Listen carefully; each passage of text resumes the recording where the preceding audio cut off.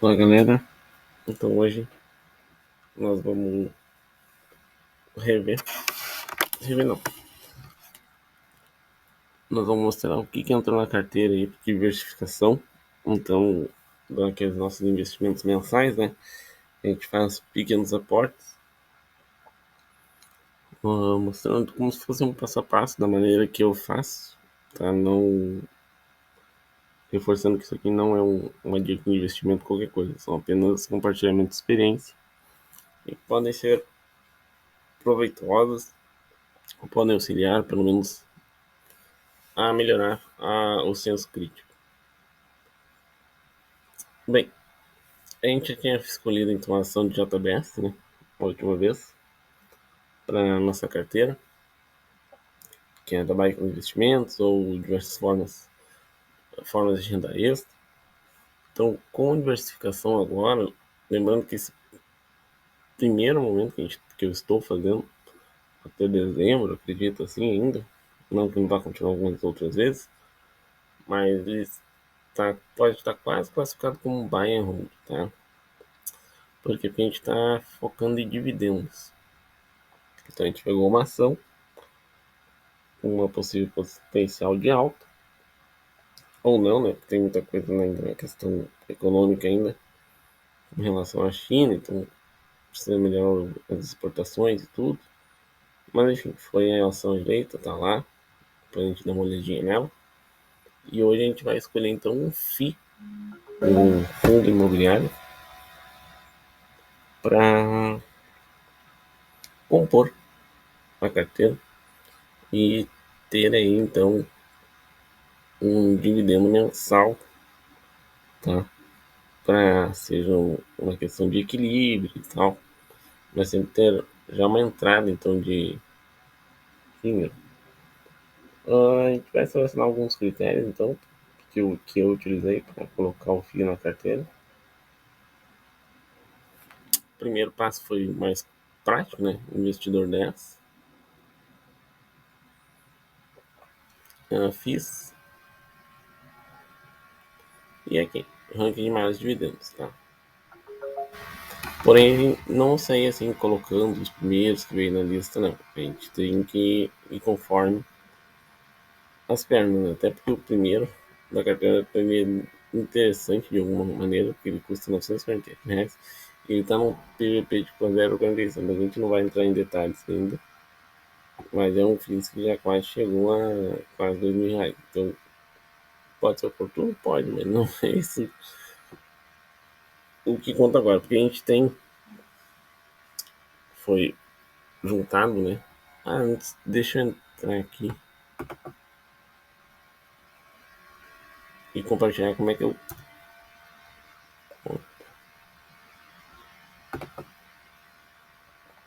vai funcionar a questão do dinheiro.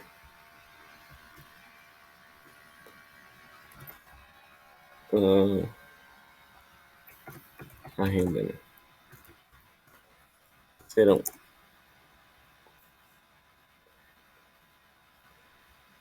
de 30 a R$ 50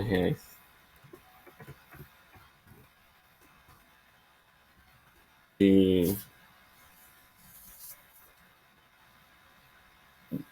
do dinheiro mensal, no caso da renda, aquela que você tem todo mês, tá? Aquilo que a gente vai tentar reservar. Pontos livelo.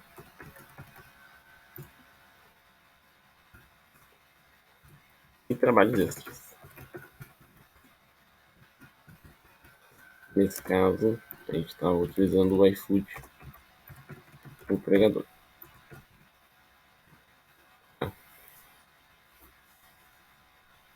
Então, separei 30 de renda extra. Os pontos livelo eu já mostrei como é que ficou, como é que se poderia fazer a conversão lá no outro vídeo com relação aos pontos valerem quase R$ 24, alguma coisa assim. Então, Isso saiu 120 e teve 50 de iFood. Também, se não me engano, já importando. Então deu 170, deu em torno de 200, mas esses 30 esse meu não foi. Deixa eu só. Eu confio, não foram 7. Deixa eu ver 7. Foram 7 ações. Não, então foram só essas duas coisas, esses dois compostos que eu coloquei esse mês. E aí, a partir do mês que vem, outubro, a gente vai fazer mais ou menos isso direitinho, tá? Só para demonstrar de onde é que saiu o dinheiro. Então foram R$ 120 dos pontos, que foram aquelas conversões de 4, 5 mil pontos. E R$ 5 que foi do iFood, que foram feitas entregas. Bom, voltando então aos critérios de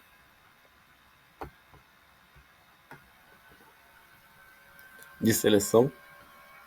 Eu já tinha dado uma passada em cima, tá? Então eu fiz uma listinha aqui do de qualquer de que forma eu escolhi isso. Primeiro, que fossem preferencialmente pagamentos mensais, tá? Tem outros que pagam meio que bimestralmente também, assim, mas não importa, porque eles pagam também dividendos maiores, aí um pouco mais de espaço de tempo, mas nesse caso a gente acabou colocando mensal. O preço sobre o valor de patrimônio, que ele não que ele fosse menor que 1,05, que isso é quanto que o mercado está disposto a pagar pelo patrimônio da empresa. Então, sempre que for abaixo de 1, teoricamente, é um FII está barato, tá? No mercado naquele momento. Significa que é o melhor? Não, isso é outras coisas que a gente vai conversar. Dividend yield acima de 15%. Uma coisa importante também é avaliar o histórico do dividendo, tá? Dar uma olhadinha repassada rápida, que seja uma passada de olho no gráfico dos dividendos para ver se não tem nenhuma anomalia. Ou seja, de repente ele paga 30 centavos, 30 centavos, 30 centavos, de repente paga R$ 3 em uma única vez. E volta a pagar 30, 30, 30. E no ano passado nunca pagou 3. Isso foi bom? Foi, mas a gente pode considerar de certa forma um desvio. Então a gente tem que ver se aquilo lá é meio constante, se foi um desvio de uma única vez. Depois a gente vai dar uma revisada nos ganhos por cota, em relação a quanto a gente está pagando por ele, quanto está vindo de retorno. E depois uma passada de olho também num gráfico, que ele tenha pelo menos uma tendência de alta ou lateralizado no gráfico semanal ou até mesmo diário, mas preferência no semanal, pela questão de liquidez, o volume de negociação, no caso, né? Valores assim que deixam a informação mais confiável, tá? Quanto maior o tempo, no time frame, melhor é a resposta. Ela se torna um pouco melhor confiável, tá? Então, passando isso e passando o olho aqui, eu vou resumir ali em 4 ou 5, tá? Que foram os que eu olhei, tem mais aqui para olhar, tal, mas isso aí a gente vai vendo aos poucos, mas como primeiro, tem vários que estão acima de 15%, tem vários que estão abaixo de 1,0 alguma coisa, tá? Outros consideram também a liquidez diária, tá? Acima de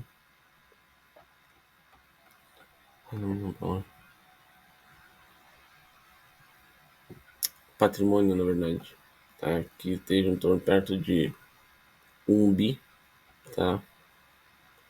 Sejam bem próximos desses valores, que também colaboram, tá? Mas eu elenquei esses critérios, vamos ver como é que vai se portar. Então, dos FIIs observados, eu selecionei HCTR11, VSLH11, DEVA, VVCR11. Os PVPs, tá, que estão aqui desse lado aqui, tá? Encontra-se então em 0,33, 0,33, 0,47 e aqui 1,01, tá? E depois eu Também vou comentar porque que eu acabei deixando esse 1,01 aqui e acabou entrando nessa linha bem próximo, se talvez pudesse ter pago mais barato, mas enfim. Dividend yield, então, relacionados: 23, 21, 19, 19, 23. Então agora a gente vem mais tentar padronizar o valor das cotas. Então, também já comentei isso em outro vídeo, uma forma de saber a rentabilidade. Mas aí, primeiro a gente vai dolarizar elas, tá? Ou seja, olhar o valor da cota em reais. Por exemplo, a HCTR hoje, no dia 12, teve um tombo assim, bem feio. Tá valendo R$ 35,72. VSLH, R$ 13, DELA 44 e VVCR no dia de hoje 23. Dolarizado, então, a cotação do dólar hoje 4,948, ficou em $7, 0,70 cents, 8,98 e 4,64, tá? Feita essa conta aqui, apenas 35,72 dividido por 4,948, chega a esse resultado. Agora a gente tem que olhar com calma os dividendos, tá? A gente usa daí o status invest, eu prefiro visualizar por aqui. E aí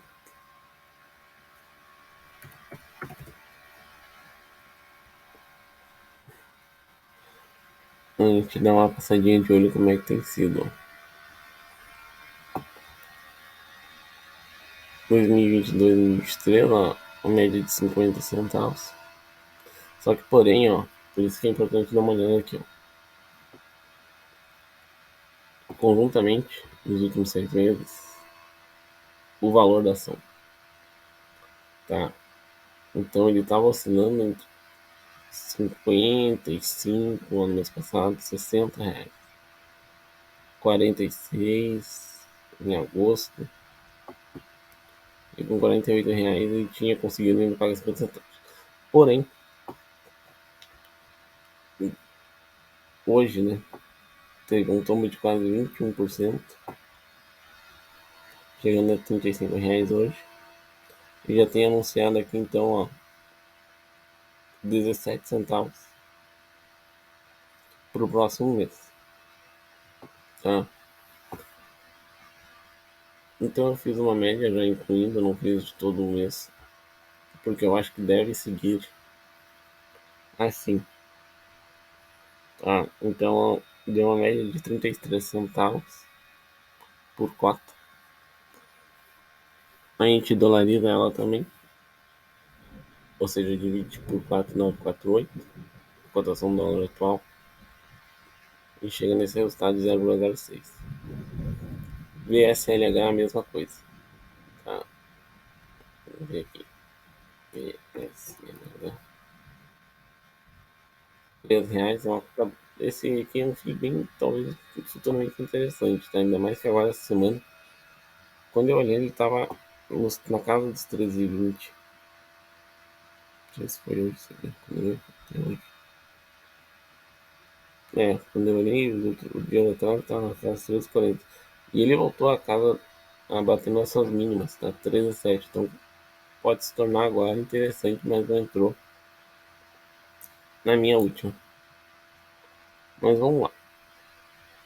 Esse então, ó, 003, 003, 003, 003.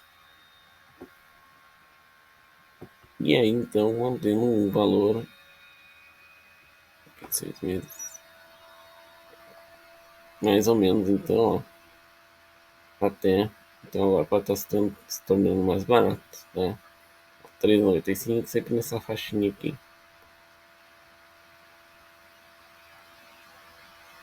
Tá? Ó, por isso que tem oportunidade de crescimento, tá?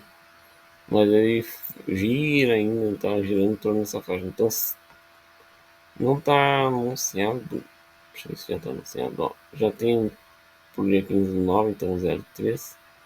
Continua os 13 centavos por cota, então ele pode estar entrando numa lista de interesse. Fora isso, então sim, para a média dele, eu considerei 0,3 dolarizado 0,006. Por fim, por continuidade dela, cota 44, dolarizamos. Dela também tem que dar uma boa cuidada, porque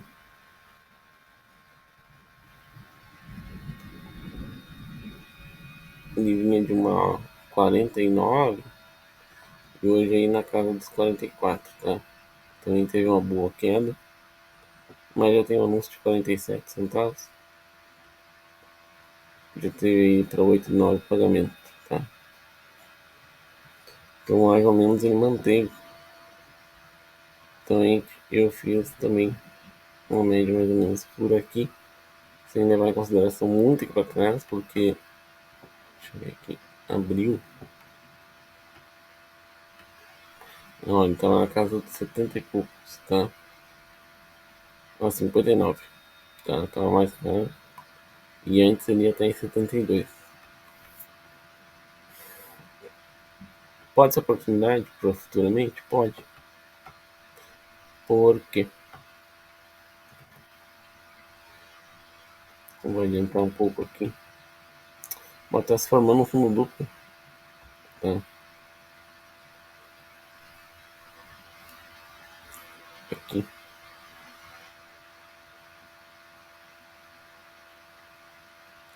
nessa prova de preço. Então a gente olha com mais calma. Em algum momento a gente faz isso sobre Dell, mas é um comportamento arriscado, tá? Por fim, BVCR11, tá? Já tinha listado aqui, tá? BVCR11, um pouco, eu achei interessante por causa disso. A 4 está R$ 22.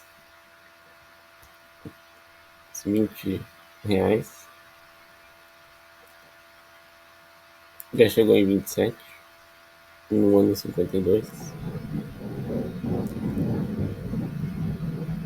Tá bem mantendo há um bom tempo já esses 20 e poucos reais aí.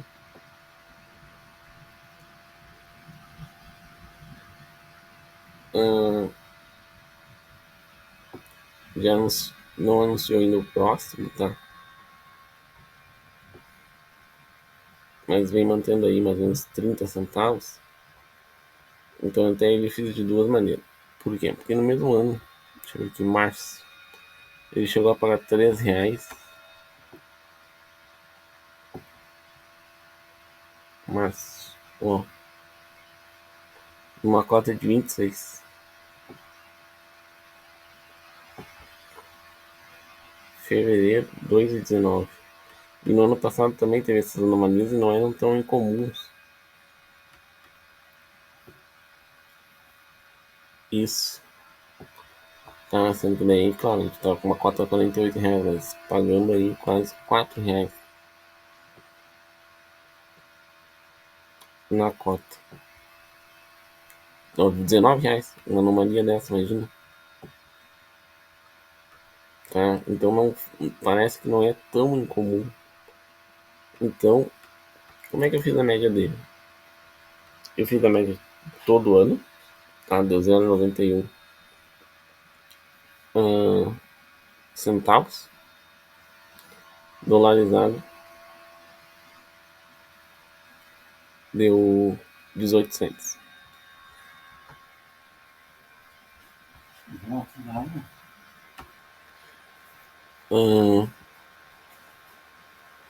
E depois eu fiz por essa aqui, 03, 07, 03, 03. Ah, essas aí com uma de alta. E aí eu cheguei a 0,09 cents. Tá? Esse valor já é daqui. Bem, agora a gente vê a porcentagem de ganho. Então é a média dos dividendos, tá? Esse 0,6 aqui, dividido pelo valor da cota, dividido por aqui, vezes 100, tá? Para transformar em porcentagem. Então, já padronizados os valores dolarizados, tanto faz esse resultado dividido por esse, multiplica por 100. Aí a gente chega a essas conclusões aqui, ó. Com HCTR 0,82, VSLH 0,85, DEVA 1,22 e com o VBCR, com aquelas anomalias, se elas perdurassem, até 3,87 ou até 2%, tá? Deixa eu, vamos fazer uma outra aqui, com 30 centavos, 0,30 dividido por 4,94, 8 dividido pelo valor da cota, 23 vezes 100. Também ficaria mais ou menos em 2 ponto alguma coisa.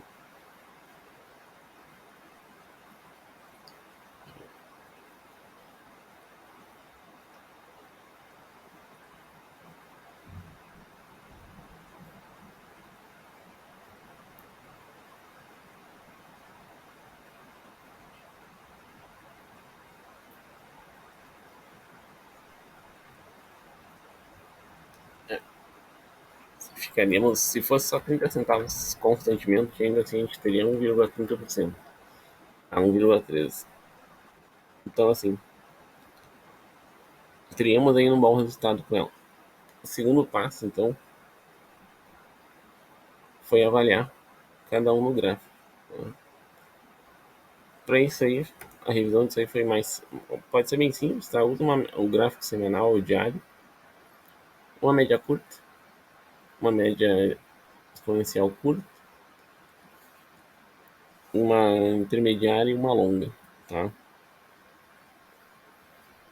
Então, para dela, como eu disse, ó, tá caindo, tá muito afastado ainda, mas não tem pontos de se encontrar. A única coisa que, se isso aqui se confirmasse, seria muito bom esse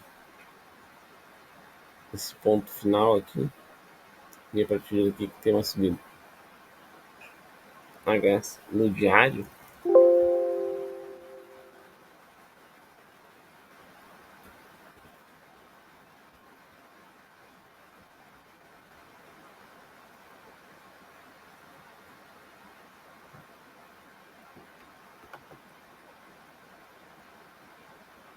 poderia estar começando a se encontrar ó, no diário, então, mas ainda assim, longe desse encontro com a média maior, tá?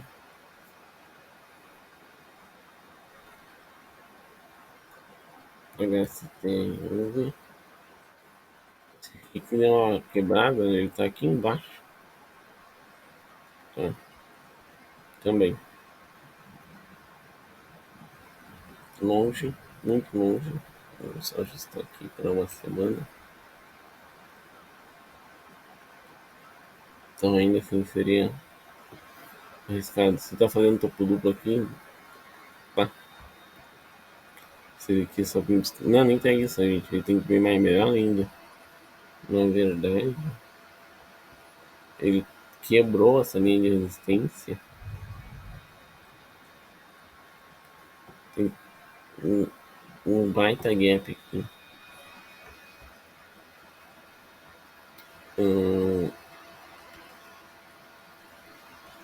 Tá? E aqui. Vamos ver, tem que ver como é que. Olha, só vendo como é que vai fechar os próximos dias. Né? Porque ainda assim, fechando daqui, não chega nem perto. Ó, quebrado lá de 2019. Então também acabei excluindo que se torna um risco maior. Qual é o outro?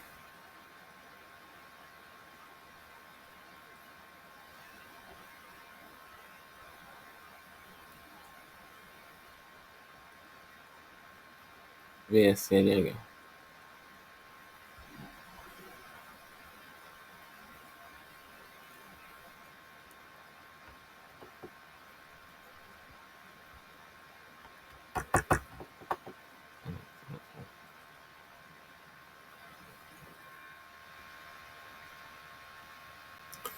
Então, VSLH.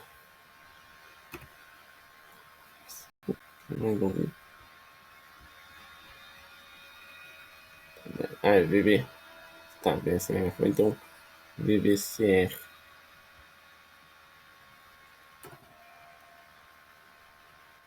Ah, esse aqui eu já entro na carteira, tá?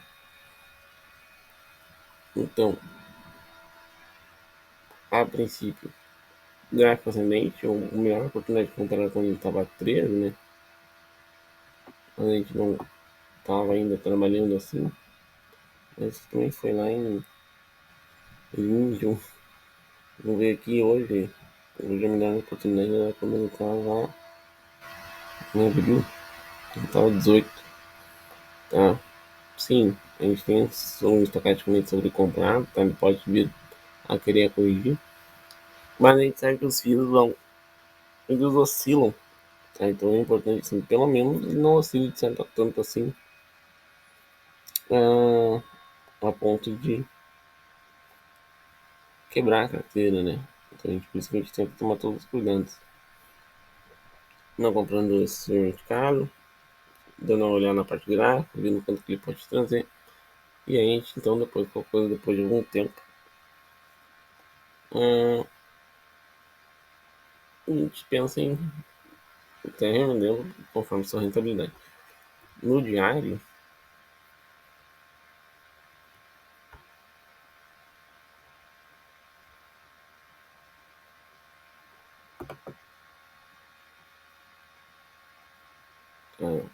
mantém mais ou menos uma lateralização, tá? Então ele pode chegar aqui ainda nos seus 19. Isso aqui pode oportunizar uma oportunidade de recompra, tá?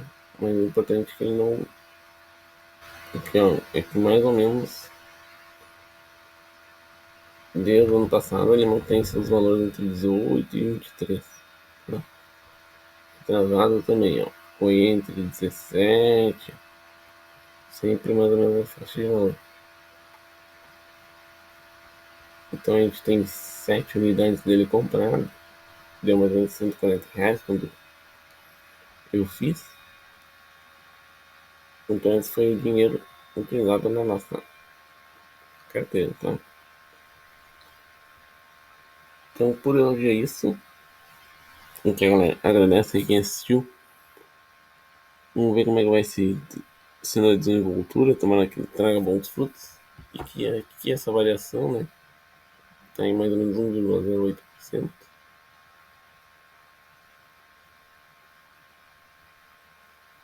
Se mantenha ou até suba, porque quando a gente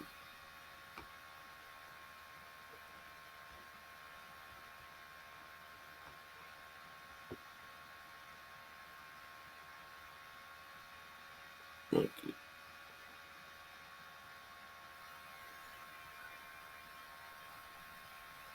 vê o histórico, né? Há um ano atrás era um cotas estão todos perdendo. Então se um dia voltar a valorizar nisso aí,